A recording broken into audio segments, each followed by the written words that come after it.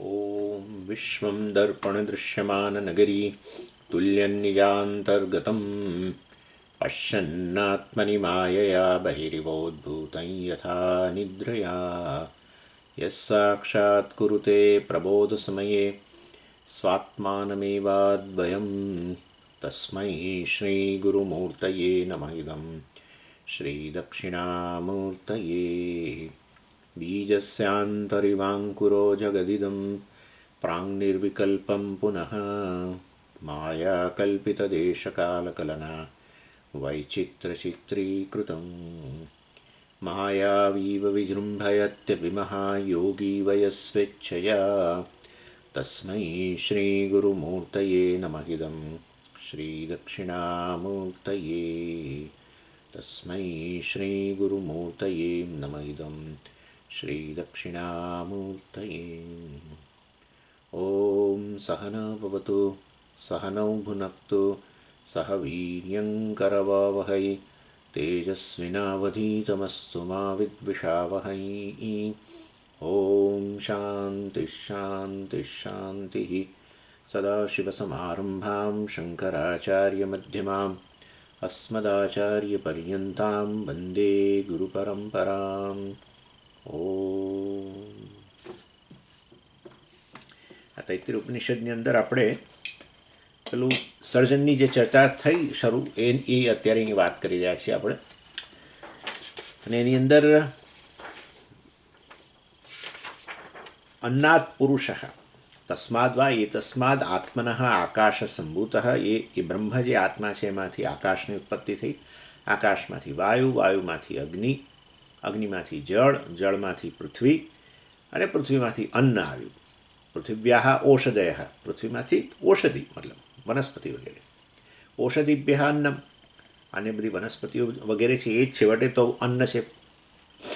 અને અન્નાદ પુરુષ, અન્નમાંથી આ પુરુષનો જન્મ થયો, મનુષ્યનો જન્મ થયો. એટલે અન્નાદ પુરુષ જે કહ્યું ત્યાં આચાર્યએ સરસ સમજાવ્યું કે અન્નમાંથી પુરુષ આવ્યો એટલે કેવી રીતે આવ્યો. એટલે એની અંદર કહેવામાં આવ્યું અહીંયા પુરુષાકૃતિ ભાવિતમ, ભાષ્યની અંદર પુરુષાકૃતિ ભાવિતમ હિ સર્વેભ્ય અંગેભ્ય તેજ સંભૂતમ રેતો બીજમ તસ્માદ યો જાયતે સોપી તથા પુરુષાકૃતિરેવ સ્યાત સર્વજાતિષુ જાયમાનાનામ જનકાકૃતિ નિયમ દર્શનાત.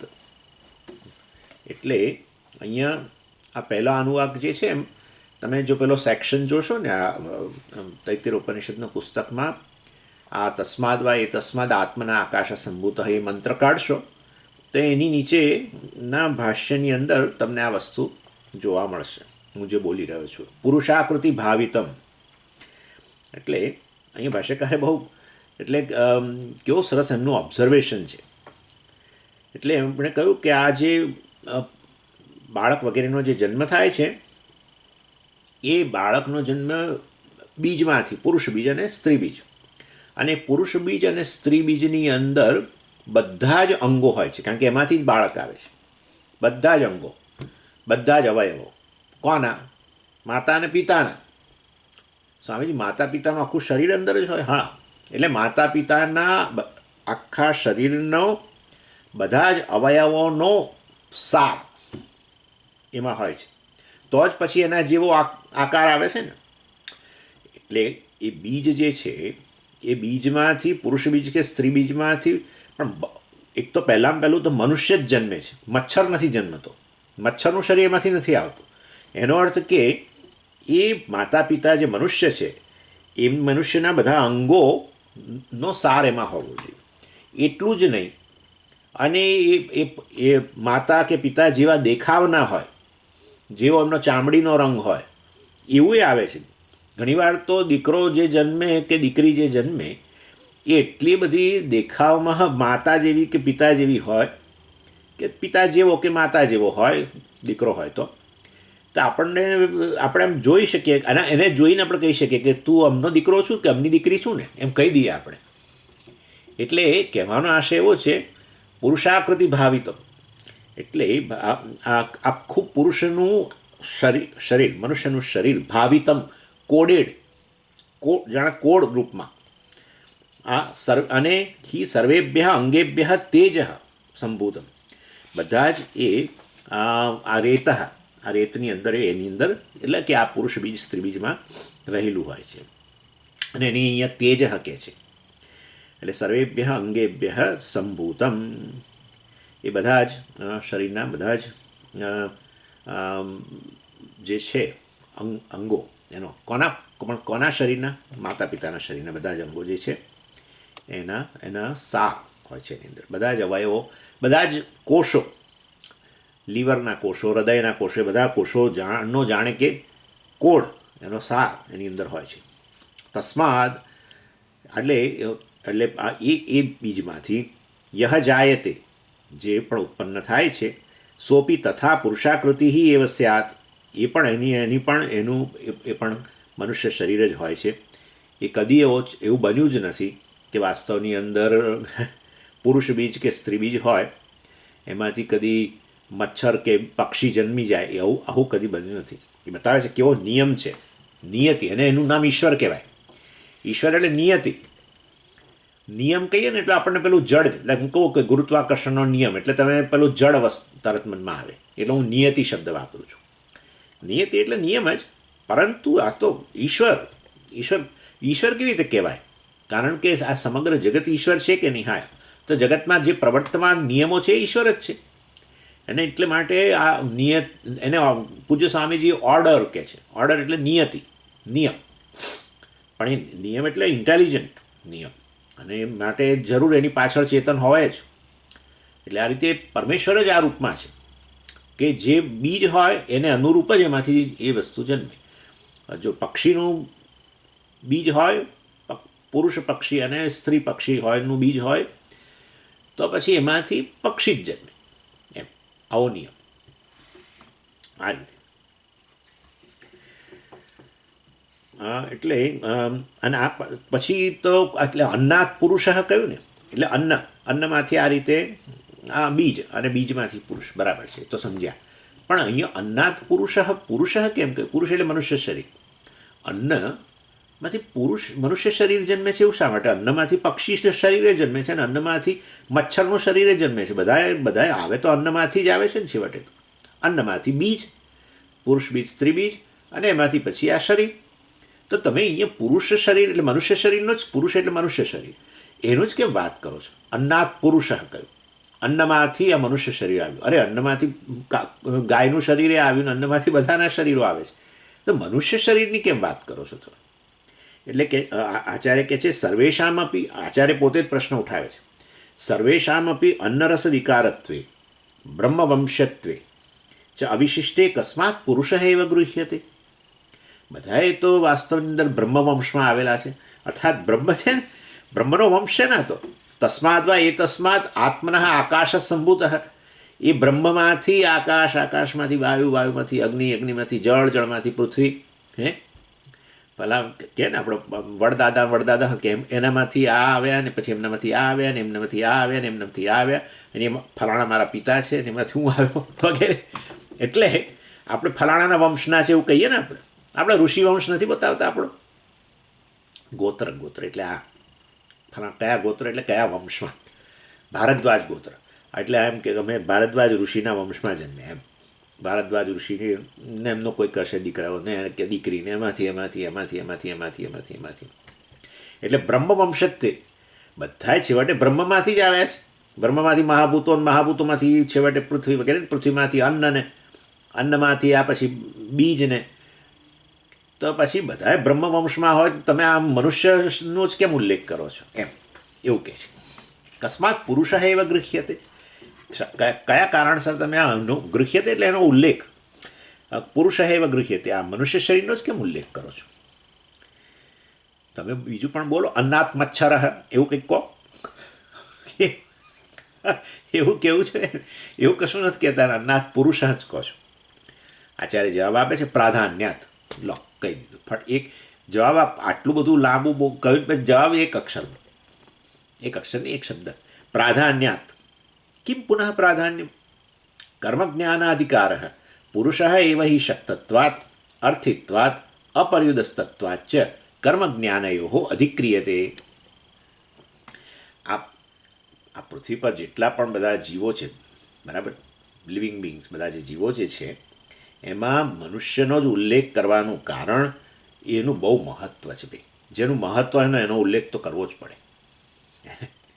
આપણે પેલા પેલા કોઈ ફંક્શન હોય ને, એટલે ફંક્શનની અંદર આપણે પેલા જે ઊભા થાય બોલવા માટે, એમણે આપ તો બધા હાજર છે, પેલા મહેમાનો જે આમંત્રિત મહેમાનો છે એમને એ હાજર છે, અને બધું ઓડિયન્સે હાજર છે. તો પછી બધાનો ઉદ્દેશીને કહી રહ્યા છે ને, તો પછી બધાના નામ બોલો ના, ખાલી પેલા આમંત્રિત મહેમાનોના નામ બોલશે. ફલાણા ફલાણા સ્વામીજી, આ તે ફલાણા ફલાણા ભાઈ અને લોકો આને બીજા આમંત્રિત લોકો. એટલે એનો અર્થ એવો કે આ બીજા એટલા મહત્ત્વના નથી, પણ આમનો એટલે અમે મનુષ્ય શરીરનો જ ઉલ્લેખ એટલા માટે કરેલો છે કારણ એનું બહુ મહત્ત્વ છે. આટલું બોલવાથી કંઈક થોડું આપણે સમજી જઈએ કેવું મહત્ત્વ, શેના કારણે મહત્ત્વ વગેરે. એટલે કેમ પુનઃ પ્રાધાન્ય, પ્રધાન એટલે ઇમ્પોર્ટન્ટ કહીએ ને આપણે, પ્રાધાન્યમ એટલે ઇમ્પોર્ટન્સ. એની શું ઇમ્પોર્ટન્સ છે એમ, કેમ પુનઃ પ્રાધાન્યમ, વળી એવી પુનઃ એટલે વળી, એવું તે વળી શું એમનું પ્રાધાન્ય છે, એમનું શું મહત્ત્વ છે. કર્મ જ્ઞાન અધિકાર. જુઓ, એક એક શબ્દમાં જ જવાબ આપે છે, પણ આવી ગયું અંદર બધું. આપણે એના માટે 10 મિનિટ બોલવું પડશે. કર્મ જ્ઞાનાધિકાર પુરુષ એવ હિ શક્તત્વાત અર્થિત્વાત અપર્યુદસ્તત્વાત ચ કર્મ જ્ઞાનયો અધિક્રિયતે.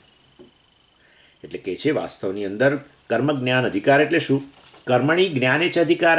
કર્મ અને જ્ઞાન બંનેમાં એમને અધિકાર છે, અર્થાત કર્મ કરવા માટે અધિકાર છે. એટલે વાસ્તવની અંદર, અને એ કર્મનો અર્થ આપણે અહીંયા માનસ કર્મ, ધ્યાન વગેરે પણ ગણી લેવાનું, વૈદિક કર્મ, બીજા બધા યજ્ઞ વગેરે, કે લૌકિક કર્મ. એટલે વાસ્તવની અંદર મનુષ્યને છે ને એ પસંદગીની ક્ષમતા આપેલી છે, ફ્રી વિલ આપવામાં આવેલી છે, અને એને કારણે એ કરી શકે કર્મ, ન કરે અથવા જુદી રીતે કરે, બધી એને એમાં એવી સ્વતંત્રતા છે. અને એને કારણે એ પુણ્ય અને પાપ માટે, પુણ્ય માટે કામ કરે એકચ્યુઅલી, અને પાપને માંથી દૂર રહેવા માટે કરે. એટલે આ બધી એનામાં ક્ષમતા છે. અને વળી જ્ઞાન અધિકાર એટલે મનુષ્ય જે છે એ જ્ઞાન પ્રાપ્ત કરવાની પણ ઈચ્છા રાખી શકે. શેના માટે? કયું જ્ઞાન? આત્મજ્ઞાન. અને એના થકી એ મોક્ષ પ્રાપ્ત કરી શકે, જીવનનો પરમ પુરુષાર્થ પ્રાપ્ત કરી શકે. આવું તો બીજા કશામાં તો છે જ નહીં. કારણ કે પ્રત્યેક મનુષ્ય જે છે એ પછી આગળ વાત કરશે, પ્રત્યેક મનુષ્ય જે છે વાસ્તવમાં સભાન છે. શેનાથી સભાન છે? પોતાની મર્યાદાઓથી. અહમની અંદર મર્યાદાઓ જે રહેલી છે બધી, એનાથી પૂરેપૂરો સભાન છે. અને માટે સતત જીવનની અંદર સંઘર્ષ કરે છે એ મર્યાદાઓમાંથી છૂટવા માટે. પહેલાં પહેલું કહું તો કાળની જ મર્યાદા, આપણને સમયની મર્યાદા કેવી લાગે છે? આપણે જાણીએ છીએ કે મનુષ્ય શરીર છે, માટે મનુષ્ય તરીકે જન્મેલા છીએ, માટે આપણે 20 વર્ષ, 25 વર્ષ, 30 વર્ષ, હવે 30 વર્ષ જીવીશું કે 25 વર્ષ જીવીશું. તો એ એટલો સમય, એટલી મર્યાદા છે, લાગે છે આપણને કે હું આટલા વર્ષ જીવીશ. તો એને એ વધારવાની આપણે કોશિશ કરી, એ મર્યાદામાંથી છૂટવાની જ કોશિશ કરીએ, પણ આપણે જાણીએ છીએ કે છૂટી તો નહીં શકીએ. તો કંઈ નહીં, થોડું વધે તો એ બહુ છે એમ, થોડું વધારે જીવવા મળે તો એ સારું. સ્વામીજી ના સ્વામી, અમારે તો કંઈ જીવવું નથી, અમારે તો ભગવાન ક્યારે બોલે. એ બધું બોલવા માટે બધું સારું ભાઈ, બોલવા માટે બધું સારું, પણ બાકી તમે ખરેખર કોઈ આપણને લેવા આવે, પેલા દૂતો બધા લેવા આવે તો કે ભાઈ તું કાલે આવજે, મારા દીકરાને ત્યાં દીકરો છે ને એને જોવા માટે આજે આવવાના છે ફલાણા. એટલે એ બસ એ હું જોઈને જાઉં, ફલાણું કરીને જાઉં, પેલું એ એટલો મોટો એજન્ડા છે કે આપણે તો કશું જવા જ નથી માગતા. એ તો ખાલી બધું બોલવાનું, પેલો કંટાળો આવતો એટલે આવું બોલીએ. હવે ક્યારે ભગવાન છોડે? કારણ કે આપણે આપણી આજુબાજુ આપણા નજીકના લોકો છે જેના માટે આખું જીવન આપણે ઇન્વેસ્ટ કરી દીધું અને એટલું બધું રોકાણ કર્યું આપણા સમયનું ને શક્તિઓનું બધાનું, અને હવે એમાંથી કોઈ ઉપજ આવતી નથી, વ્યાજે નથી મળતું. એટલે વાસ્તવની અંદર આવી સ્થિતિ, એટલે લોકો પછી હતાશ થઈ જાય અને પછી આવું બધું બોલ્યા કરે. બોલવા માટે જ બોલીએ છીએ, ખરેખર તો મનુષ્યની ઝંખના છે. ઇનફેક્ટ એ જે કંઈ એની રોજની પ્રવૃત્તિ તમે જુઓ તો તમને ખબર પડી જાય. પેલા ખાવા પીવામાં પેલું ખાય ને પેલું ના ખાય ને પાછું હિમોગ્લોબિન વધે એવું કરે ને કોલેસ્ટ્રોલ વધી ગયો તો હવે વધારે ન થાય એના માટે પેલું એવોઇડ કરે ને ડાયાબિટીસ હોય તો પેલું ખાંડ ન લે. કેમ ભાઈ, ખાઓ ને, જે બધું થાવ કાલે જતા રહીશું તો આજે જતા રહીશું. ના, બધી કાળજી લે. કોઈ વ્યક્તિ જેને જીવનની અંદર થોડીક પણ જો આશા હોય ને કે ભવિષ્યમાં થોડીક કંઈક સારું થશે, પરિસ્થિતિ બદલાશે, એવી જો થોડી આશા હોય ને તો એ જીવન કદી ટૂંકાવા ઈચ્છે જ નહીં. જેને હવે ખાતરી જ થઈ ગઈ હોય કે હવે ભવિષ્યમાં સુખ નથી મળવાનું, એ આ ટૂંકાવે. અને એને એમ થાય કે હું અત્યારે ટૂંકાવી દઉં ને હવે પછી નવું શરીર મળશે, એમાં બધું મારે નવી પરિસ્થિતિઓ બધી સારી ના તે બધું મળશે. કોઈ ટૂંકાવા ના માગે. બાકી ઇન શોર્ટ આપણે મર્યાદાઓ લાગે છે. આપણે કાળની અંદર મર્યાદિત છે એવી સભાનતા છે, પ્લેસમાં મર્યાદિત છે એવી સભાનતા છે. એટલે આપણા દીકરા દીકરીઓ ઓસ્ટ્રેલિયા જતા રહ્યા હોય કે મતલબ કે એવી એક્ઝામ્પલ આપું છું, તો ન્યૂઝીલેન્ડ જતા રહ્યા હોય, ઇંગ્લેન્ડ જતા રહ્યા હોય, એટલે હવે આપણે ઉંમર થતી જાય એમ આપણને પછી ચાલે એમની ઘેર. આપણને એમ થાય કે આપણે એની નજીકમાં હોઈએ સારું, એમની સાથે હોઈએ તો સારું. એટલે આ દેશની મર્યાદા કહેવાય. એટલે પછી એમને બોલાવી લઈએ અથવા આપણે એમના ત્યાં જતા રહીએ, સમથિંગ. આ બધું આ સમજવાની વસ્તુ છે. આ કોઈનું અહીંયા હું ઉદાહરણ નથી આપતો, જરાક કેવું મનમાં રાખજો કે હું સ્વામીજી મારું ઉદાહરણ, એવું કશું હોતું નથી. આ બધી વસ્તુ બધામાં હોય છે, બધામાં. સ્વામીમાં હોય છે એમ ગણી ચાલુ. આ સ્વામી પોતાની જ વાતો કરે છે એમ રાખવું તમારે, એટલે ચિંતા જ નહીં. એ બધી વાતો જે બધું મર્યાદાઓ દોષો બધું બોલે છે ને, એ એમની પોતાની જ વાતો કરે છે, એમ જ રાખવાનું. એટલે આપણે કોઈ દાડો આપણા પર લઈએ નહીં. પણ આ બધું મતલબ આપણને લાગવાની જ છે, બહુ નેચરલ. કોઈ કંઈક ના, મને તો કશું મર્યાદા નથી લાગતી, એટલે એ થોડીક સાયકોલોજીકલ ઇસ્યુ લાગે છે કોઈક છે જ. કારણ કે શરીરને આત્મા કહી દીધું પછી પતી ગયું, દેટ્સ ઇટ. શરીર કાળમાં મર્યાદિત એટલે હું કાળમાં મર્યાદિત, શરીર દેશ એક જગ્યાએ મર્યાદિત, તો હું પણ મારી જાતને એક સ્થાનમાં મર્યાદિત કહું. અને વસ્તુની દૃષ્ટિ મર્યાદા, મનુષ્ય છું માટે કેટલી બધી મર્યાદા લાગે આપણને. પક્ષી હોય તો ઉડી જઈએ, નહીં કરીએ ને તે કરીએ ને, અથવા પેલું હોય તો હું આમ કરું. અને મનુષ્યમાં પાછું હું આ જ પ્રકારનો મનુષ્ય છું, સ્ત્રી છું, મર્યાદા લાગે, પુરુષ છું, અમુક મર્યાદા લાગે. અને કેટલું બધું પછી તો આગળ ઘણું બધું છે, એમાં તો બહુ જ વસ્તુની મર્યાદા. એનીવે, એટલે કહેવાનો આશય સતત મર્યાદાથી સભાન હોઈએ આપણે. એટલે જ આખી જીવનની અંદર આપણે શું કરીએ, મર્યાદાઓમાંથી છૂટવા માટે પ્રયત્ન કરીએ ને, એનું નામ સંસાર. સ્ટ્રગલ, સંઘર્ષ કરીએ મર્યાદામાંથી છૂટવા માટે. પણ એમાં સંસાર કેમ કહો છો? એ તો નેચરલ વસ્તુ છે ને. મર્યાદા લાગતી હોય ને એમાંથી છૂટવા માટેની મારી જે ઝંખના છે, અને અમર્યાદિત લિમિટલેસ બનવાની જે ઝંખના છે, એને તમે વળી આવો સંસાર કેમ કહો છો? ભાઈ, તમારો પ્રયત્ન જુદી દિશામાં છે ને. બીજી વસ્તુ કે આ સંઘર્ષ જે જન્મ્યો છે પેલી મર્યાદા લાગે છે એમાંથી. મર્યાદા લાગે છે એ જ ભ્રમ છે ને. પછી શું પ્રશ્ન રહ્યો? લો, તમે ખરેખર મર્યાદિત હોવ અને છૂટવા માટે તમે જે કરો પ્રયત્ન, એને તો બહુ પ્રામાણિક ગણવા જોઈએ. પરંતુ તમે હો જ નહીં મર્યાદિત, લિમિટલેસ બ્રહ્મ હો, અને તમે તમારી જાતને મર્યાદિત ગણ્યા કરતા હો, અને પછી અનેક પ્રકારના ધમપછાડા એક્ટિવિટીઓ કરીએ, અહીં કુદાકૂદ કરીએ. આખી જિંદગી કુદાકૂદ જ છે, બીજું કશું નથી. કુદાકૂદ, અહીંથી આમ ને ત્યાંથી પેલું ને પેલું મેળવી લઉં, પેલાને બહાર કાઢું. ના, આ બધો સંસાર અજ્ઞાનમાંથી આવ્યું ને. આ બધી કુદાકૂદ અજ્ઞાનમાંથી, મર્યાદામાંથી છૂટવાની ઈચ્છા જન્મી, અમર્યાદિત હોવા છતાં પણ. એટલે અજ્ઞાન દૂર કરવા માટે પ્રવૃત્તિ કરીએ તો સંસાર નહીં. જાણવા બસ કે હું અમર્યાદિત છું, એ સંસાર ન કહેવાય. જેમ કે આપણે અત્યારે કે આ મર્યાદા મને જે ચાલે છે કેવળ ભ્રમ છે, અને ખરેખર હું મર્યાદિત છું જ નહીં. ઇનફેક્ટ આ ઝંખના જ બતાવે છે મર્યાદામાંથી છૂટવાની, કે હું ખરેખર એવો નહીં હોઉં.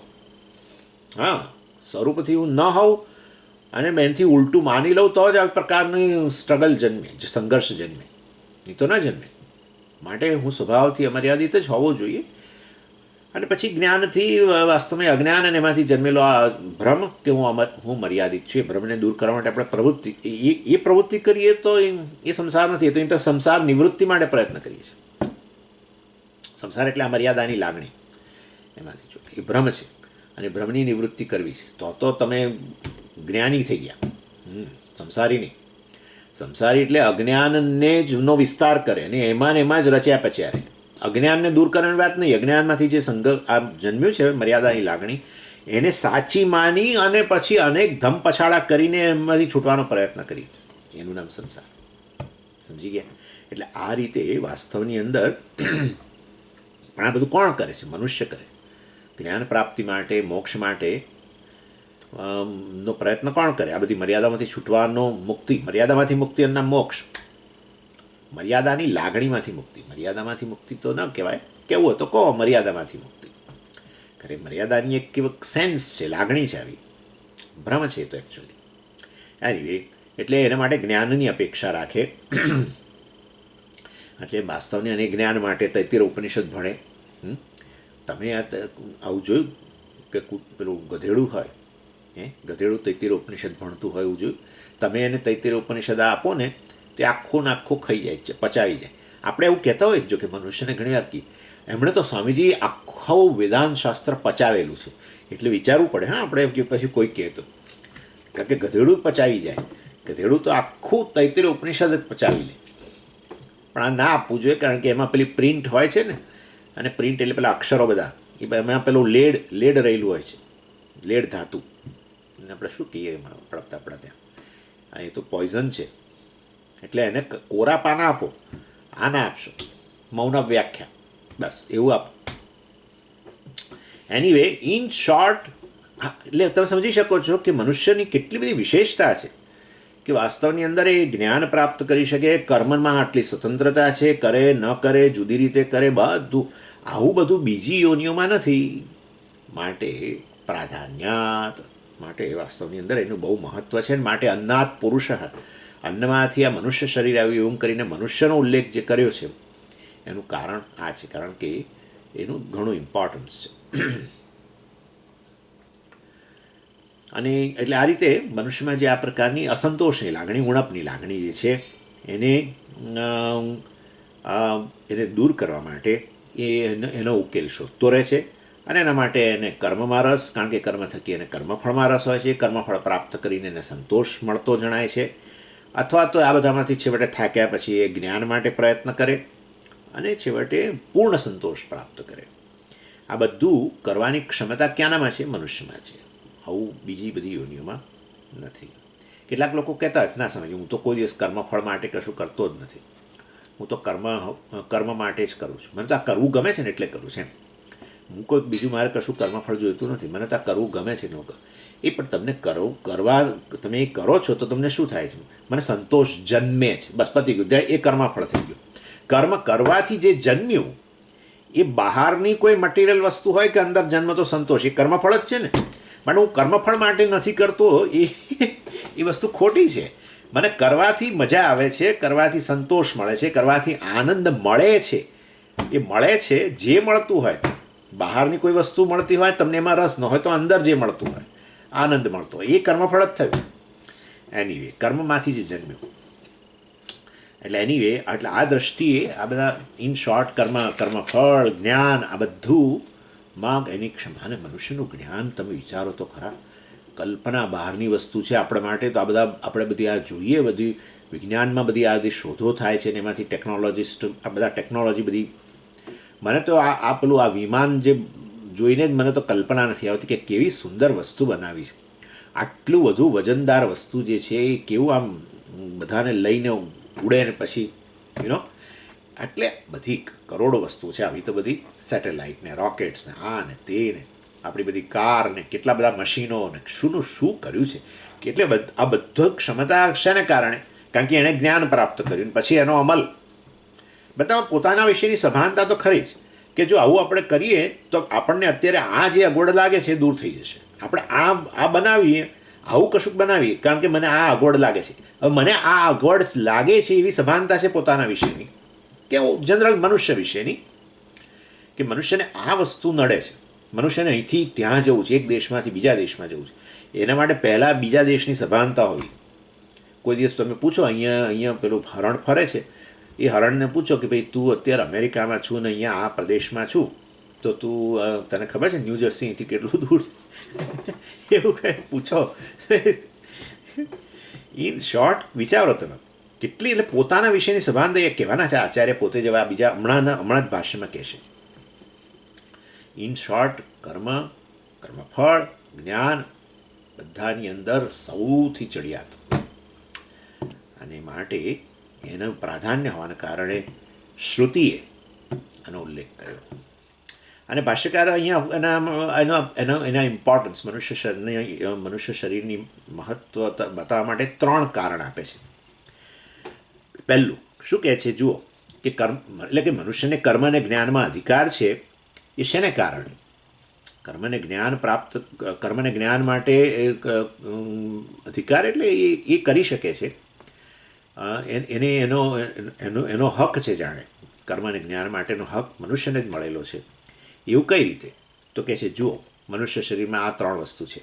શક્તત્વાત, શક્તત્વાત એટલે યોગ્યત્વાત, શક્તિ હોવાને કારણે, એમ ગણો ચાલો, શક્તિ હોવાને કારણે એને શક્ત કહેવો. કઈ શક્તિ? વિવેક શક્તિ, બુદ્ધિ. એટલે બુદ્ધિ જે છે આપણી બુદ્ધિ છે વિવેક શક્તિવાળી છે, અને એને કારણે આપણે વસ્તુને સમજી શકીએ છીએ અને એને અનુરૂપ આપણે કામ કરી શકીએ. રાઈટ? પહેલાં વસ્તુને સમજીએ અને પછી એની સાથે એના થકી કામ કરાવીએ, અથવા આપણે એની સાથે એક સંબંધ ઉત્પન્ન કરીએ વસ્તુને સમજીને. આ બધી ક્ષમતા આપણી બુદ્ધિમાં રહેલી છે. એટલે શક્તત્વાદ એટલે આવી વિવેક શક્તિ ધરાવતો હોવાનું. બીજું અર્થિત્વાદ. સ્વામીજી આ બધું ભાષ્ય તો થઈ ગયું છે મને ખબર છે, પણ બહુ વખતે ક્લાસ શરૂ થયો ને આ પાછો તૈતીરનો, એટલે હું જરા બધું રિપીટ કરું છું. અર્થિત્વાદ એટલે અર્થિત્વાદ એટલે અર્થી એટલે શું? અર્થ એટલે અહીંયા ઈચ્છા. અર્થિત્વાદ ઈચ્છા ધરાવતો હોવાને કારણે, મનુષ્યમાં ઈચ્છા રહેલી છે, અને માટે ઈચ્છા રહેલી છે તો વિચારો, તમે અહીંયા ક્લાસ ભરો છો અત્યારે એ ઈચ્છાના કારણે છે. શાની ઈચ્છા? મોક્ષની ઈચ્છા. એના માટે જ્ઞાનની ઈચ્છા. એટલે આ બધી ઈચ્છા વિચારો તમે કેટલી મોટી વસ્તુ છે.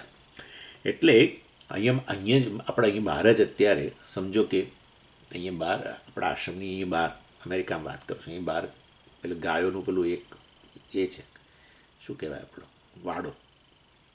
ગાયને કોઈ દાડો એમ થાય છે કે આટલા અહીંયા 30 વર્ષથી અહીંયા કેટલા બધા મહાત્માઓ બધા ક્લાસ લે છે ને, અને કેવું બધા લોકો બહારગામથી ક્યાંથી આવે છે, તો હું તો અહીં બાજુમાં પડોશમાં રહું છું, તો મારે કોઈ દિવસ જવું જોઈએ, મારે જ્ઞાન પ્રાપ્ત કરવું જોઈએ, હું જીવનમાં આ બધા જન્મ મરણમાંથી મુક્ત થઈ જાઉં.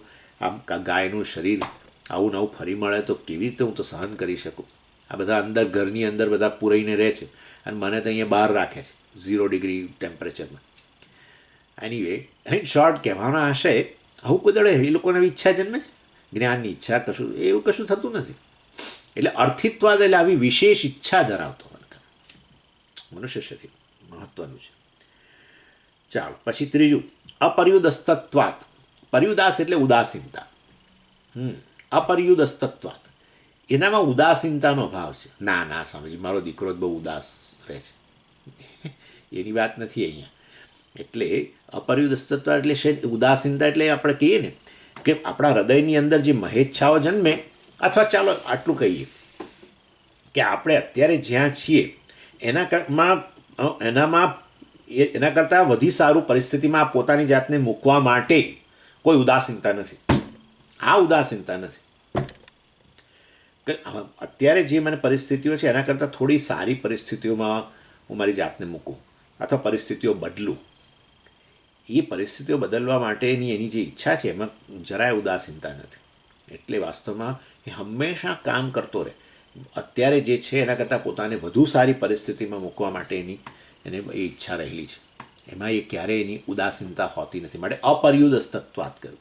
પર્યુદાસ એટલે ઉદાસીનતા, અપર્યુદાસ એટલે ઉદાસીનતાનો અભાવ. આપણે જેને અંગ્રેજીમાં લોકો ઇનડિફરન્સ કહે છે, એવું ઇનડિફરન્સ નહીં, એમ રિજેક્શન નહીં. એને હંમેશા એમ થાય કે હું મારી જાતને એ જે પણ કરતો હોય એની દ્રષ્ટિથી કે અત્યારે જે છું એના કરતાં મારી પરિસ્થિતિ વધારે સારી થાય, અત્યારે જે પરિસ્થિતિઓ મારી આસપાસ છે એના કરતાં થોડી વધારે કન્ડ્યુસિવ, વધારે સારી સગવડભરી, વધારે સારી અનુકૂળ, એના માટે એ સતત કરતો રહે કામ. એના પ્રત્યે ક્યારે એને ઉદાસીનતા ના આવે. પરિસ્થિતિઓને બદલવા માટે એને ઉદાસીનતા ન હોય, એમ કહેવાનો આશય છે. જ્યારે તમે જુઓ બીજા બધા પ્રાણીઓ વગેરેમાં જ્યાં છે જેવા છે આખું જિંદગી એમ જ કાઢી નાખે. જ્યાં પણ હોય કોઈ દિવસ એ લોકોને આસપાસની પરિસ્થિતિ બદલીને પોતાને ઊંચી પોતાને વધુ સારી અનુકૂળ પરિસ્થિતિમાં મૂકવાનું એવો વિચાર જ ના આવે.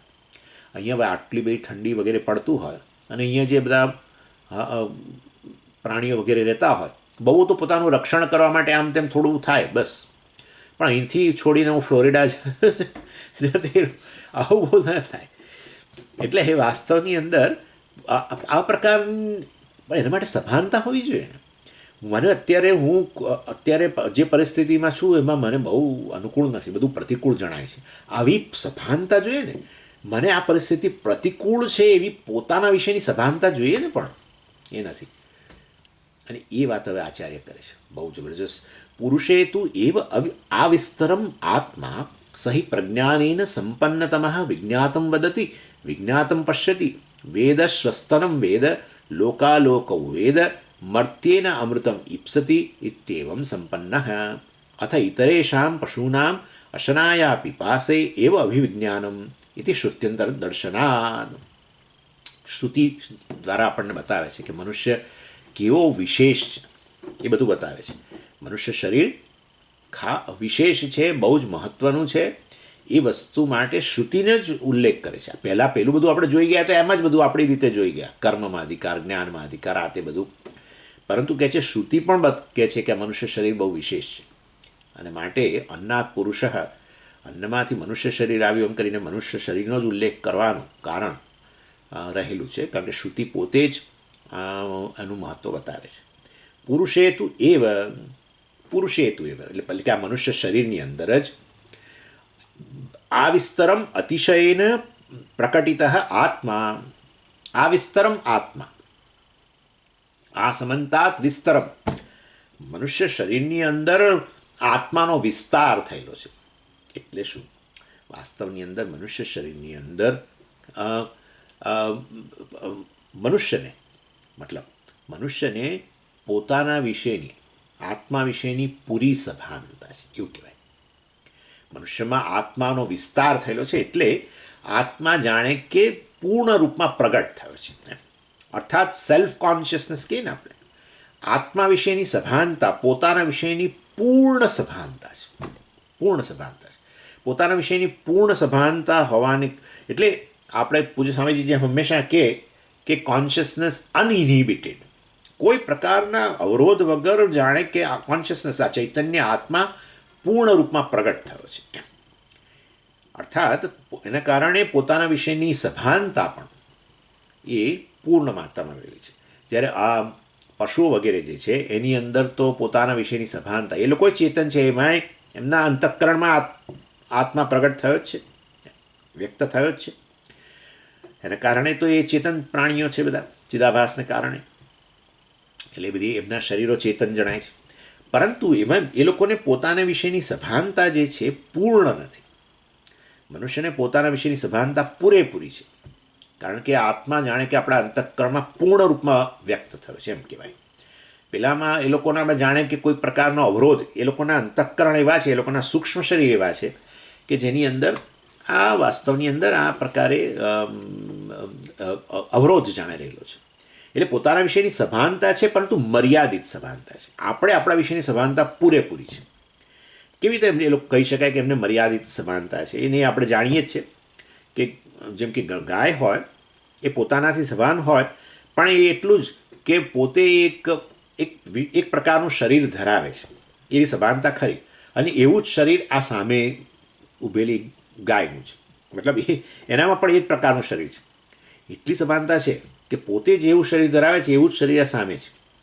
અને એના કારણે તો પછી સ્ત્રી પુરુષ વગેરેની એ પ્રકારની થોડી સભાનતા એમને હોય, થોડી ઘણી. એના કારણે પછી સંતતિ વગેરે પણ થાય છે. એનીવે, એટલે એ તો રાખવું જ પડે. નહીં તો આ પોતે આવું અમુક શરીર ધરાવે છે, એવું શરીર આ ધરાવે છે એવી સભાનતા ન હોય. અન્ય એવું શરીર ધરાવે છે એવી સભાનતા ત્યારે જ હોય કે જ્યારે પોતાના વિશેની સભાનતા હોય, કે પોતે એક આવું શરીર ધરાવે છે. અને એને કારણે પછી સંતતિ વગેરેનો વિસ્તાર થઈ શકે છે. એટલે આ ક્રિએશનને કારણે ભગવાને બધું મૂકેલું છે બધું સૃષ્ટિ માટે. પરંતુ એનાથી આગળ પોતાના વિશેના કોઈ નિર્ણયો નથી. બસ પોતે એક સામાન્ય એટલે આવું શરીર ધરાવે છે અને મારા ખાવા પીવાના વિષયો આ છે, આ બધું એવી બધી સભાનતા છે. ગાય મેં કહ્યું તો મેં ઘાસ વગેરે એને ખબર છે તમે એને હું કોઈ દિવસ એને ભણાવી નથી કોઈ કે ઊભા રહો તમે એ ગાય તારે જો તારું જીવન આખું પૂરેપૂરું વ્યવસ્થિત રીતે જીવવું હોય તો તારો ખોરાક આ છે હં તું યાદ રાખજે. હવે અને જો એને ઘાસ કહેવાય અને ઘાસ આવા રંગનું હોય એ આ જગ્યાએ ઉગે આમ હોય અને સુકાઈ જાય તો આ પ્રકારનું હોય અને તારા માટેનો એ જ ખોરાક છે. કોઈ દિવસ આપણે કશું શીખવ્યું નથી. અર્થાત પોતે આ પ્રકારનું શરીર ધરાવે છે, પોતાનો ખોરાક આ પ્રકારનો છે, આ બધી સભાનતા છે આટલી. પણ પછી પોતાના વિશેનો નિર્ણય નથી. હા બરાબર છે, હું ગાય શરીર તો છે મારું, અમુક પ્રકારનું શરીર છે, પણ મારા શરીર પર બધા આમ તો હું આખી ધોળી છું, પરંતુ આ કાળા કાળા ચાઠા છે ને છે બધા, અને આ કાળા ચાઠા કશું કે એને દૂર કરવા માટે કંઈક કરું. અને પછી દૂર થયા કે નહીં એના માટે મારે અરીસો તો જોઈએ. અરીસો હોય ને તો હું જરા જોઈ શકું. અને પછી એ તો બરાબર, ચાલો શરીર પરના ચાઠા ગયા, હવે હું મારું મોં જોઉં. મોં પર જોઉં તો હા હા અહીંયા બધું કંઈક લાગેલું છે. અને આ શિંગડા મારા જો પેલી ગાય જે છે એના સરસ આમ શિંગડા છે, આમ આમ વ્યવસ્થિત. અને મારા શિંગડા છે આમ આમ છે, આમ એને જરાક પ્લાસ્ટિક સર્જરી કરાવી અને જરાક આમ સરખા બનાવડાવું. આવું કશું નથી. પોતાના વિશેનો નિર્ણય નથી કે હું ખૂબ સારી મતલબ હેન્ડસમ, અરે હેન્ડસમ તો ના બોલો, ગાય છે ચાલો હેન્ડસમ ના કે બ્યુટિફુલ, એટલે હું બહુ રૂપાળી છું અથવા રૂપાળી નથી, પેલી રૂપાળી ગાય છે. જોયું એનો માલિક એને કેવી રીતે સાચવે છે, જોયું આ આ મનુષ્ય કરે, જોયું આ બધું મનુષ્ય કરે. એને કેવું સાચવે છે અને મને કેવો તિરસ્કાર કરશે. હું તિરસ્કાર યોગ્ય છું. આવો નિર્ણય નથી, અને માટે એ લોકોને ભણવાની જરૂર નથી. That's it. એટલે તમે શું કહેવા માગો છો? જો ભાઈ શાસ્ત્ર ભણવા પાછળ આપણા વિષયનો નિર્ણય બદલવાની વાત છે. That's it. બીજું કશું છે જ નહીં. આપણા વિશે જે નિર્ણય કરીને બેઠા જ છીએ એના કારણે જે દુઃખી થઈએ છીએ, બસ એ નિર્ણય બદલાવી નાખે શાસ્ત્ર. જ્ઞાનથી આપણા વિશેનો નિર્ણય બદલી જાય. તો બધા ગાય વગેરે એમને સામાન્ય સભાનતા પોતાની છે, જેને કારણે આ મેં તમને કહ્યું સંતતિ વગેરે માટે, પણ એનાથી આગળ પોતાના વિશેનો બીજો નિર્ણય નથી. હું સારી છું, આમ છું, તેમ છું, બીજું કંઈ જ નિર્ણય નથી. અને એને કારણે કોઈ પ્રકારનો શોક લાગતોય નથી. એ લોકોને કોઈ પ્રકારની મર્યાદા એવી લાગતી નથી. આઈ એમ લિમિટેડ, એવું બધું હું મર્યાદિત છું એમને મનમાં થતું નથી. એનીવે, પણ કેવી રીતે તમે કહી શકો? અરે ભાઈ એમનું બિહેવિયર જ જુઓ ને. કોઈ દિવસ તમે એમનું મોં પડી ગયેલું, એને પેલો એનો માલિક કે હટ હટ હટ આવું 2 વાર કરે એટલે એનું મોં પડી જાય એકદમ. જા હવે તો એની જોડે વાત જ ના કરું, મારા માલિક જોડે. એવું બધું ના હોય ને, આવું કશું હોય નહીં. મનુષ્યને તો ખાલી પેલા કહું આવો આવો આવો આવો એવું, એને બદલે ખાલી આવો એટલે જોયું કઈ રીતે આવકાર આપ્યો, પતી ગયું બસ. પછી મનમાં આપણે ગોઠવી દીધું બધું. મારું અપમાન થયું, હા આવું બોલ્યા, મારું અપમાન થયું. પોતાનો નિર્ણય પોતાના વિશેનો, મારું અપમાન થયું, મને નીચો ગણે છે, ફલાણો ગણે છે. That's it. તે નિર્ણય બદલવાનો. હા કેમ એવો નિર્ણય બદલવાનો? સાચું જ છે ના. શાસ્ત્રો તો કહે છે કે તમે તો માન અપમાન સર્વથી પર છો. માન અપમાન તમે તો બ્રહ્મ છો ભાઈ. તમારું અપમાન કરવા માટે તમારાથી અન્ય કંઈ હોવું જોઈએ. પહેલી વાત એ છે, તારું અપમાન કરવા માટે તારાથી અન્ય કશું હોવું જોઈએ. એવું છે જ નહીં. માટે તારું અપમાન થયું, તું અપમાનનો વિષય ને અપમાન કરનારો ને, અરે આ દ્વૈત જ નથી ને. આયો તો ખરું છે બધું, બસ તો આવું છે ત્યારે. એટલે વાસ્તવની અંદર એટલે આ પ્રકારે પોતાના વિષયનો નિર્ણય વગેરે હોવાને કારણે, જ્યારે અન્ય પ્રાણીઓ વગેરેમાં પોતાના વિષયનો નિર્ણય નહીં હોવાને કારણે મનુષ્ય ખરેખર બહુ વિશેષ છે એમ કહે છે. અને એટલા માટે જ આપણને આ જે મર્યાદાઓ આપણા વિશે જે લાગે છે એનાથી આપણે સભાન હોઈએ છીએ. અને એ વાસ્તવમાં એના કારણે તો આધ્યાત્મિક ધ્યેય આવ્યું. આધ્યાત્મિક ધ્યેય એટલે શું સ્વામીજી? મર્યાદાઓમાંથી મુક્તિ, બસ. That's all. મર્યાદામાંથી મુક્તિના આધ્યાત્મિક ધ્યેય કહેવાય. એટલે એના સિવાય બીજા ધ્યેય હોય છે ને, ધાર્મિક ધ્યેય હોય છે ને. એટલે ધાર્મિક ધાર્મિક ધ્યેય આવું આવું ક્યાંથી બોલો છો તમે? એટલે વાસ્તવની અંદર જો તમારા જીવનની અંદર આ પ્રકારનું ધ્યેય ન હોય કે આ મને જે ચાલી રહી છે મર્યાદા, પોતાના વિશેની સભાનતા છે, અને એ મર્યાદામાંથી મુક્ત થવું એનું નામ જ મોક્ષ છે, અને એ જ આધ્યાત્મિક ધ્યેય છે, એવું આપણામાં ન હોય ને તો આને તો આ છતાં એ સિવાય આપણે જ્યારે પૂજા પાઠ ને આ તે યજ્ઞ અને સ્તોત્ર પાઠ ને ધ્યાન ને બધું કરતા હોઈએ તો આપણે કેવળ ધાર્મિક કહેવાઈએ. અને કેવળ ધાર્મિક હોય ને તો એ લોકોના ધ્યેય જુદા હોય. એ લોકોનું ધ્યેય હંમેશા આ જન્મ પછીનું હોય. આ જન્મ પછી પુણ્ય, આ બધું કરવા સમયજી પુણ્ય મળે. સારું, પુણ્ય ભેગું કરીને શું કરશો? એ તો સમજી નવો જન્મ આપણો સારો થાય, સારા લોકમાં જઈએ. ઇનફેક્ટ દુનિયાના બધા જ ધર્મો એની અંદર સ્પિરિચ્યુઆલિટીનું નામ નિશાન જ નથી, આધ્યાત્મિકતાનું નામ નિશાન જ નથી. બધા કેવળ ધર્મ કહેવાય પણ એમાં સ્પિરિચ્યુઆલિટી નથી. કેમ? બધા જ લોકો આવી જ વાત કરે છે. સ્વર્ગ, હેવન, જન્નત, બસ અહીંયા કશું કરો, એમના ધર્મને અંતર્ગત જે કહેતા હોય એ કરો, એ પ્રકારનું ધાર્મિક જીવન જીવો તો શું થશે? આધ્યાત્મિકતા એટલે આ જન્મ પછીની વાત નહીં.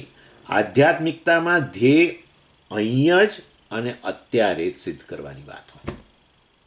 હા, આધ્યાત્મિકતામાં અહીંયા ને અત્યારે જ ધ્યેય સિદ્ધ કરવાની વાત હોય. હા, અહીં ને અત્યારે એવી તે શું વસ્તુ છે જે સિદ્ધ કરવાની હોય? તમે મને કહો, અહીંયા અને અત્યારે જ, હિયર એન્ડ નાવ, એવી કઈ વસ્તુ છે? તમે જ કહો. અહીં અને અત્યારે, હંમેશ માટે અહીં અત્યારે, અહીં અત્યારે, અહીં અત્યારે, નાવ and here, now and here, કઈ વસ્તુ છે? જગતનો એક પણ વિષય નહીં. જગતનો એક પણ વિષય નહીં, ઇન્ક્લુડિંગ યોર બોડ, આ શરીર આપણું, પોતાનું શરીર વગેરે પણ નહીં, પોતાનું મન પણ નહીં, પોતાની ઇન્દ્રિયો નહીં, કશું જ નહીં, પ્રાણ નહીં, કશું જ નહીં.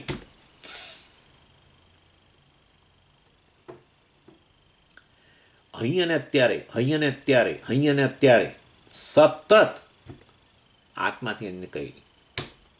આત્માથી અન્ય બધી જ વસ્તુઓ અહીં ને અત્યારે એ નહીં.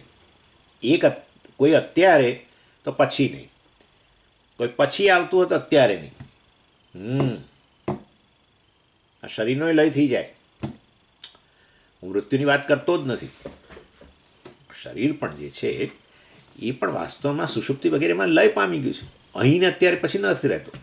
પણ તમે હું તો એક હું, આ હું એવો છે ને જે હંમેશા હોય, અને હંમેશા હોય એટલે સમયની દ્રષ્ટિએ, અને અહીંયા પણ હોય. એ હું જીવનનું ધ્યેય હોય તો તમે સ્પિરિચ્યુઅલ કહેવાઓ. પણ એમાં આધ્યાત્મિકતા તમે શબ્દ વાપરો છો તે એ આ વસ્તુનો નિર્દેશ કરે છે એવું કેવી રીતે કહેવાય? અધિવત્તા આત્મા, અધ્યાત્મ, આત્મ સંબંધી. આધ્યાત્મિક ધ્યેય એટલે આત્મ સંબંધી ધ્યેય, હું સંબંધી ધ્યેય. હુંથી અન્ય વસ્તુ જે છે, કોઈ પણ વસ્તુ, એ અહીં ને અત્યારે હંમેશ માટે ન હોય. એક હું ક્યાં જાય છોડીને? ચલો, હું એ છોડીને ક્યાં જાય? કોને છોડીને જાય? ચાલો, પહેલી વાત તો એ, કોને છોડીને જાય? સ્વામીજી, હુંને છોડીને જાય, એ ક્યાં બાત હે? એટલે વાસ્તવમાં એ હું જીવનનું ધ્યેય હોય, આત્મા જીવનનું ધ્યેય હોય, એ હું વિષયકનું જ્ઞાન, હું વિષયની યોગ્ય સમજ, હું વિષયની સ્પષ્ટતા જે છે એનું નામ જ મોક્ષ. અહમની સ્પષ્ટતા, તો હું વિષયની સમજ આવે એટલે મોક્ષ આવી જાય. કારણ એવું કેવું? કારણ કે હું મુક્ત છું માટે. હું ઓલરેડી મોક્ષ સ્વરૂપ જ છું, હું મુક્ત છું. વાસ્તવમાં તમે જાણી લો, એ તો અહમથી અન્ય જે છે એને અહમ કહી દીધો છે, અને એને કારણે ગડબડ થઈ ગઈ છે. શરીર વગેરે જે છે એ મુક્ત નથી, એ તો બધા બદ્ધ છે, મર્યાદિત છે, દેશ કાળ વસ્તુ વગેરે. એને આત્મા કહી દીધો છે, પછી તો મુક્તિ ક્યાં રહેવાની? એટલે વાસ્તવમાં અહમ જે છે કેવળ ચૈતન્ય, જે સત્ય છે વાસ્તવમાં, જે અહીંયા છે ને અત્યારે જ છે, એ સ્વરૂપથી જ મુક્ત છે. એવી સ્પષ્ટતા જન્મવી અને મોક્ષ, બસ પતી ગયું. બીજો મોક્ષ છે જ નહીં, કારણ મોક્ષ ઓલરેડી તમે મોક્ષ સ્વરૂપ જ છો, એટલે મોક્ષ પ્રાપ્તિનો વિષય રહેતો જ નથી. ચાલો એનીવે, ઇન શોર્ટ, વાસ્તવમાં એટલે ટુ બી સ્પિરિચ્યુઅલ, આધ્યાત્મિક, હું તો સમજી આધ્યાત્મિક વ્યક્તિ છું. તો તમને તો આધ્યાત્મિક શાના માટે તમે બન્યા? આપણો નવો જન્મ સુધરે ને સ્વામીજી, કંઈક સારી પરિસ્થિતિઓ, હવે આ ભગવાને આ જન્મમાં તો જે આપ્યું તે, પણ હવે પછીનો જન્મ જે છે એ જરા સુધરે, સારી જગ્યાએ જન્મ મળે, સારી પરિસ્થિતિમાં જન્મ મળે, વગેરે વગેરે. અને સ્વામીજી, અને અમે તો ઈચ્છીએ કે આ જન્મમાં તો તમે હવે તમારી પાસે બહુ નથી ભણી શકતા, એટલે આવું એક જણે કહ્યું ખાલી કે તમને જણાવું છું, આ જન્મમાં તમારી પાસે નથી બહુ ભણી શકતા, પણ એમ થાય છે કે આવતા જન્મમાં તમે મળો તો સારું. એટલે સ્વામીએ ફરી પાછો આવે એવી પણ આપણે અપેક્ષા રાખી, એટલે એવા આશીર્વાદે આપીએ છીએ. ચાલો એનીવે, એટલે આ બધું લોકો બિચારા સમજી નથી શકતા, પણ કે આવું બધું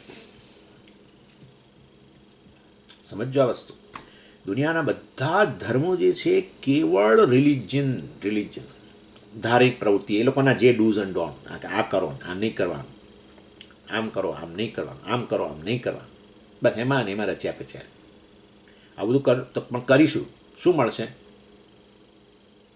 સાતમે આસમાન પર, એટલે જન્નતમાં જશો ને. કોઈ હેવન બોલે, કોઈ જન્નત બોલે, જે બોલતું હોય તે. અને આપણે છે જ ને, બહુ ધાર્મિક બધી પ્રવૃત્તિઓ કરતા, શું નવો જન્મ સારો થાય, ભગવાનના ધામમાં જઈએ, આવું બધું બોલે, કેટલા જ બધું, વૈકુંઠમાં જઈએ, સ્વર્ગમાં જઈએ, જે પણ, કૈલાસમાં જવું એટલે મુક્ત થઈ જવું, વગેરે વગેરે. કંઈ ખોટો કન્સેપ્ટ નથી. ત્યાં જઈને મુક્ત ન થાવ, ત્યાં જઈને પછી પ્રોફેસર શિવ, પ્રોફેસર શંકર તમને જ્ઞાન આપે, અથવા પ્રોફેસર વિષ્ણુ તમને જ્ઞાન આપે, ત્યારે ફેકલ્ટી તો જોઈએ જ, પ્રોફેસર જોઈએ ભાઈ. જ્ઞાન વગર મુક્તિ ન મળે. જ્ઞાનથી છે ને તમારા વિશેનો ભ્રમ ભાંગે. ઓહ એમ કે, બસ એનું નામ મુક્તિ. હું તો મારી વિશે ખોટી સમજ લઈને બેઠો હતો. હા, એ ભ્રમ દૂર કર. જે અનાત્મા છે એને અનાત્મા જાણ, બસ. પછી આત્માને આત્મા જાણવો પડે ને, પણ એ આત્મા સ્વયં પ્રકાશ છે. તું અનાત્મ બુદ્ધિ દૂર કર તો સ્વયં પ્રકાશ આત્મા રહેલો જ છે. તો આ અનાત્માને કારણે તને મર્યાદા ચાલે છે. એ મર્યાદામાંથી મુક્ત બનવા માટે તું આ અધ્યાસ દૂર કર. શરીરને અનાત્મા રૂપે જાણ, મનને અનાત્મા રૂપે જાણ. એ સર્વનો સાક્ષી. વાસ્તવની અંદર તું સ્વયં પ્રકાશ પૂર્ણ આત્મા જ છું. પૂર્ણ આત્માને પ્રગટ કર, જે સ્વયં પ્રકાશ હોય એને પ્રગટ કરવાનો ના હોય, પ્રગટ જ છે. એના વિશે જે ખોટો ભ્રમ સેવ્યો છે અનાત્મ બુદ્ધિ છે એના કારણે. અનાત્મામાં આત્મબુદ્ધિ છે. એનીવે, એટલે અહીંયા અત્યારે આરણ્યકને કોટ કરે છે કે જો આ મનુષ્ય શરીર કેવું છે. સહી પ્રજ્ઞાનીન સંપન્નતમ વિજ્ઞાતમ વદતી. આ મનુષ્ય જે છે એ પ્રજ્ઞાથી યુક્ત છે. પ્રજ્ઞા એટલે વિવેક, જેના દ્વારા એ વસ્તુઓનું વિશ્લેષણ કરે છે અને એનું સમજી શકે છે. વિજ્ઞાનીઓ એ જ કરે છે, બધા પોતપોતાની રીતે કરે જ છે. આપણે કોઈ વસ્તુ હોય તેનો આપણી રીતે, આપણી બુદ્ધિથી વિશ્લેષણ કરીએ ને એને સમજવાનો પ્રયત્ન કરીએ. અને જ્યારે આ પશુ વગેરે જે છે એ લોકોમાં થોડી વિવેક શક્તિ છે, પરંતુ મનુષ્યની અંદર કેવી છે? અહીંયા કેવું અત્યારે આરણ્યકમાં કહે છે સંપન્નતમ, પ્રજ્ઞાનીન સંપન્નતમ. એટલે પ્રજ્ઞાન એટલે હવે વિવેક શક્તિ. વિવેક શક્તિથી બીજા બધી યોનિઓ સંપન્ન તો છે, એ લોકોનામાં છે એમ, પણ સંપન્ન તમઃ એટલે સુપરલેટિવ ડિગ્રી, સૌથી વધારે. એટલે વિવેક શક્તિ અર્થાત વસ્તુને સમજવાની, પૃથક્કરણ કરીને એનું એનાલિસિસ વગેરે કરીને એને સમજવાની, પૂરેપૂરી સમજવાની. જ્યાં એ તો જયા જ કરે. તમે વિજ્ઞાનમાં તમે જુઓ તો એ લોકો કેટલા ઊંડા ઉતરતા જ જાય છે. હજુ એ જે વસ્તુને હવે સમજ્યા એને વધુ સમજવાનો પ્રયત્ન કરે, એને વળી વધુ સમજવાનો પ્રયત્ન કરે, ઊંડાણમાં જતા જ જાય છે ને. એટલે કે મનુષ્યને જે આ વિવેક શક્તિ, પૃથક્કરણ કરવાની શક્તિ, એનાલિસિસ કરવાની શક્તિ જે આપી છે એ વાસ્તવની અંદર એ સૌથી વધુ છે. સહી પ્રજ્ઞાની સંપન્નતમ. પછી શું કહે છે? અને એમાં પેલું જ આપણે આવી જાય છે કે આ વ્યક્તિ જે છે પોતાની જાતથી પૂર્ણ સભાન છે, 100% સેલ્ફ કોન્શિયસ. પોતાની જાતથી પૂર્ણ સભાન, એ માટે નાનામાં નાની ઉણપ હોય ક્યાંય પણ આપણામાં, જગતમાં, અન્ય વ્યક્તિઓમાં, બધાથી આપણે સભાન હોઈએ. વિશ્લેષણ કરીએ, કેટલીક વસ્તુઓથી સભાન ન હોઈએ, અન્ય વ્યક્તિની મર્યાદાઓ આપણને ન ખબર હોય તો આપણે વિશ્લેષણ કરીએ આપણી બુદ્ધિથી કે એનામાં શું મર્યાદાઓ છે, પછી વિશ્લેષણ કરીને શોધીએ. એમાં કંઈક પાછું કંઈક ખોટું પડે તો એ આપણને ખબર હોય કે હું ખોટો છું આના વિશેની આ પ્રકારનો નિર્ણય કરવા માટે, ભલે વળી પાછું વિશ્લેષણ, અન્યની મદદ લઈએ, ફલાણું કરી, બધી કેટલી પોતાની પૂર્ણ સભાનતા હોવાને કારણે મને આ વ્યક્તિની સમજ ઓછી છે એવી સમજ, એ વસ્તુથી આપણે સભાન છીએ. આનું નામ 100% સેલ્ફ કોન્શિયસ. સમજો આ વસ્તુ, પૂર્ણ સભાનતા પોતાના વિશે.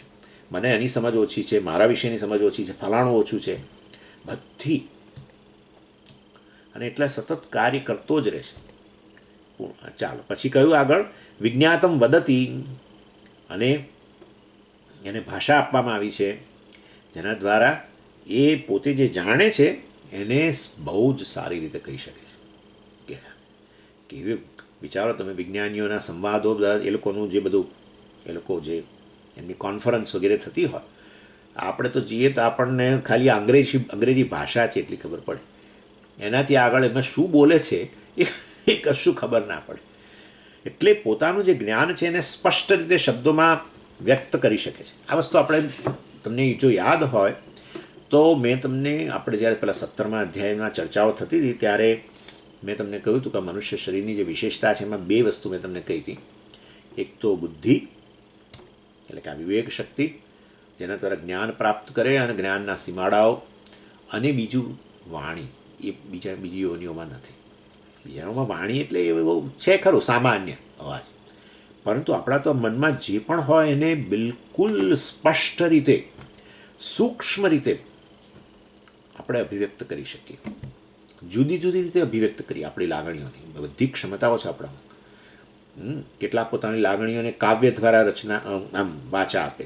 પોતાની લાગણીઓને જે છે કે પોતાનામાં રહેલું જ્ઞાન એને આવી રીતે કોઈ બધા એસે, બધા નિબંધો, આ તે બધું શું કોન્ફરન્સો, એટલે આ બધી આવી ક્ષમતા મનુષ્યની રહેલી છે. એટલે વિજ્ઞાતમ વદતી, જે પોતે જાણે છે એને બોલી શકે. પરોક્ષેણ વિજ્ઞાતમ પશ્યતિ, પરોક્ષેણ વિજ્ઞાતમ, જેણે એને ઇનડાયરેક્ટલી જાણ્યું છે, એના વિશે કંઈક સાંભળ્યું છે કશાક વિશે, એને પશ્યતિ, એને જઈને જોઈ આવે. હવાઈ ટાપુઓ વિશે કંઈ સાંભળ્યું હોય, વાંચ્યું હોય, તો આ હવાઈ ટાપુઓ વિશેનું જ્ઞાન કેવું છે? પરોક્ષ જ્ઞાન છે, હજુ જોયું નથી, પ્રત્યક્ષ નથી થયું. પછી જાતે જાય અને જોઈ આવે.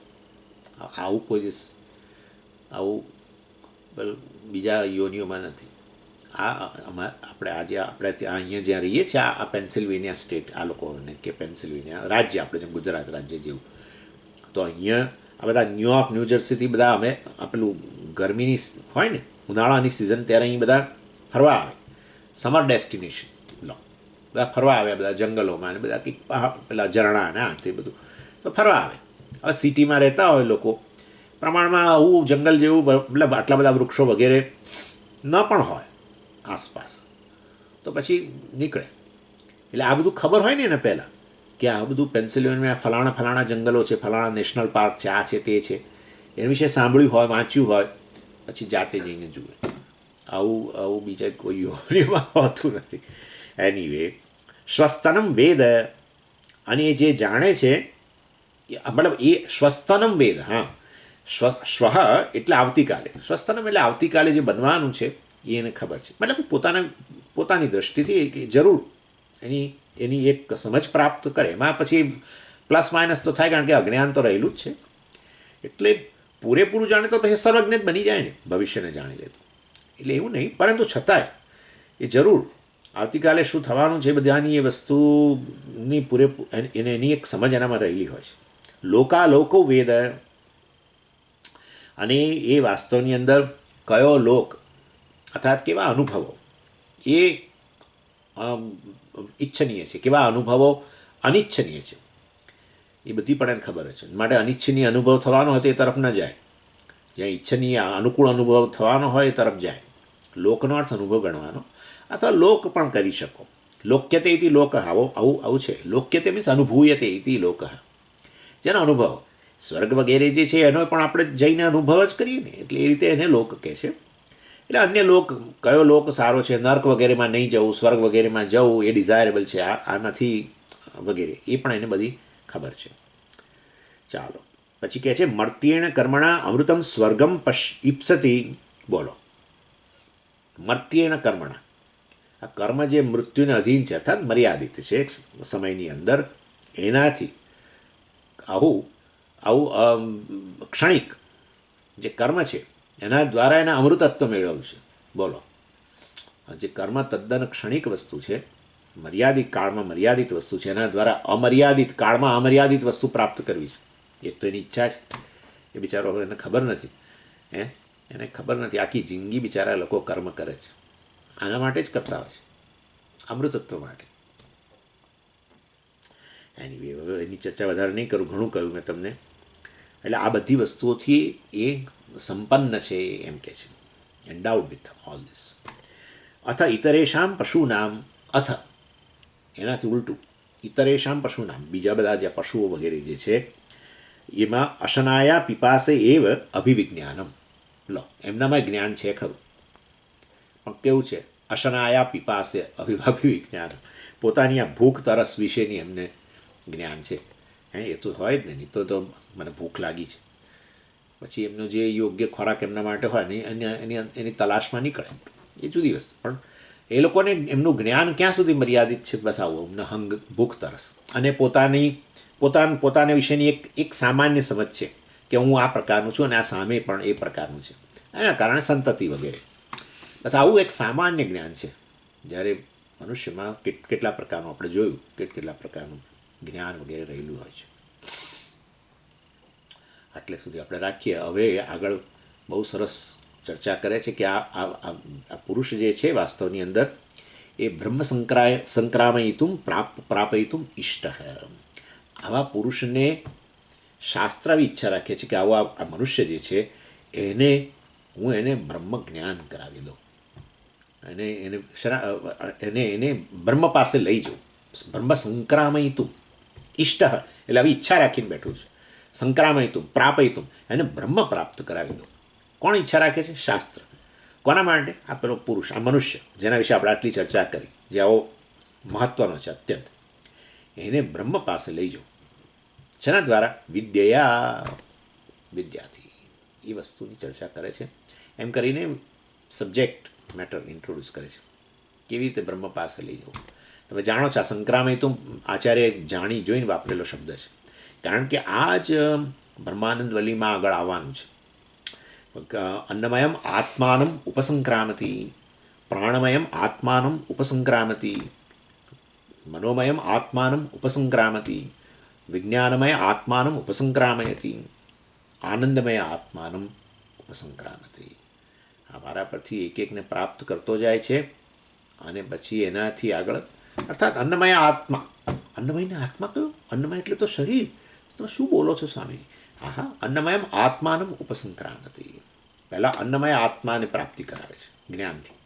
અન્નમય આત્મા છે, અન્નમય આત્મા છે. આવું ના કહેવાય. તને બરાબર જ છે, અન્નમય આત્મા છે, પણ આત્મા અન્નમય નથી. કેમ? આત્મા પ્રાણમય છે. That's vote. આ વેદાંત છે, બરાબર? અરુણામ વેદાંત. અન્નમય આત્મા છે ને આત્મા અન્નમય છે. શરીર આત્મા છે ને આત્મા શરીર જ છે. એ તો મહા અંધકાર છે. બધું આત્મા જ છે. આત્મા એમાંનું એકેય નથી. આત્મા સર્વથી વિલક્ષણ છે. તરંગ જળ હોય, જળે કે તરંગના રૂપમાં જ હોવું એવું થોડું છે.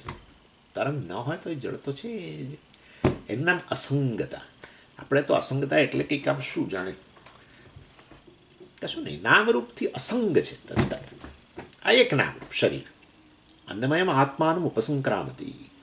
એટલે પછી એટલે અન્નમય આત્મા છે, પણ આત્મા અન્નમય નથી. એ કહેવા માટે એ વસ્તુ જણાવવા માટે કહ્યું પ્રાણમયમ આત્માનું ઉપસંક્રામતી. પ્રાણમય આત્મા છે, અર્થાત આત્મા અન્નમય નથી, આત્મા પ્રાણમય છે. પ્રાણમય આત્મા છે તો આત્મા પ્રાણ છે? ના ના ના ના ના. મનોમયમ આત્માનું ઉપસંક્રામતી છે ને. અને આ રીતે શાખાગ્રચંદ્ર ન્યાય કે છે. શાખાગ્રચંદ્ર ન્યાય એ રહ્યો ચંદ્ર, પણ મને નથી દેખાતો. આ સ્વામીની તો આ બધી મુશ્કેલીઓ છે. એ રહ્યો નથી દેખાતો, ના નથી દેખાતો. તો જુઓ પેલી ડાળી દેખાય છે, હા ડાળી, જાડી જાડી ડાળી આ બાજુ જે છે તમારા તમારા ડાબા હાથમાં તર્ક છે એ દેખાય છે, આ દેખાય છે. પછી એની બે વચ્ચે પેલો એક વી જેવા શેપની બીજી ડાળી છે, દેખાય છે, હા એ દેખાય છે. એનાથી આગળ પછી જો એક પેલા પાંદડા હાલે છે એક નાની ડાળી પર, એ દેખાય છે, હા એની પાછળ છે. બ્રહ્મસંક્રામય તું ઇષ્ટ, બહુ ઇમ્પોર્ટન્ટ સેક્શન. ઓમ પૂર્ણમદ પૂર્ણમિદમ પૂર્ણાત પૂર્ણમુદચ્યતે પૂર્ણસ્ય પૂર્ણમાદાય પૂર્ણમેવાવશિષ્યતે. ઓમ શાંતિ શાંતિ શાંતિ. હરિ ઓમ શ્રી ગુરુભ્યો નમઃ. હરિ ઓમ.